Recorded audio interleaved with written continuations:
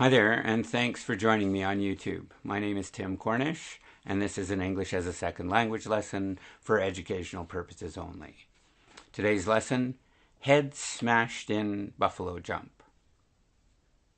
A little over 150 years ago, a brave young member of the Blackfoot Indian tribe waited eagerly at the bottom of a 10-meter high cliff. Up above, on the dusty plain leading toward the cliff, other tribe members were busy trying to lead a stampeding herd of wild buffalo to jump over the edge. As the young Indian watched, hundreds of buffalo came crashing over the cliff, falling to their death and piling up at the bottom of the ledge.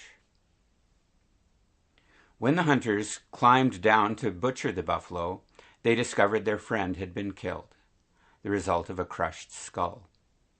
To honor him, they gave the site the Blackfoot name Estipa Skikni Kots, meaning where he got his head smashed in. So goes the story of how Canada's most famous buffalo jump got its name. Long before Europeans arrived with their guns, Indians of the Canadian plains often relied on buffalo jumps when hunting. A successful buffalo hunt helped supply the Indians with meat for food, bones for weapons and tools, and hides for clothing and shelter. Luring a large herd of buffalo over the cliffs was a fast and effective way to resupply Indian tribes and their families with important materials. Head Smashed In Buffalo Jump is located just 17 kilometers northwest of where Fort Macleod, Alberta, is now located.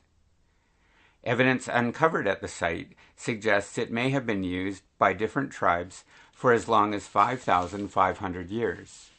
This makes it one of the oldest buffalo jumps in North America. Besides being considered as a sacred place by Canada's native people, Head Smashed In Buffalo Jump has been declared a World Heritage Site. This is a similar honor given to such other famous historical locations as the Pyramids and Stonehenge. Although using a buffalo jump sounds like an easy way to hunt, luring the herd over the cliff was a very difficult task. Such hunts could involve hundreds of warriors who often had to follow a herd for days. Many of the hunters dressed in wolf and buffalo skins and ran alongside the herd. Their job was to confuse the female leaders of the herd and cause them to stampede. As they approached the cliff at speeds of close to 50 kilometers an hour, it was impossible to turn around, and the buffalo plunged to their death. At one time, over 60 million buffalo roamed the regions of the North American plains, which provided Indian hunters with a steady source of food. However, the arrival of Europeans and their guns put an end to the great buffalo herds. While buffalo were once solely hunted for survival, they were soon being hunted for sport. By the mid-1800s, the herds were nearly wiped out. In July 1987, England's Duke and Duchess of York were on hand at Head Smashed In Buffalo Jump to officially open a $10 million museum and tourist center at the site.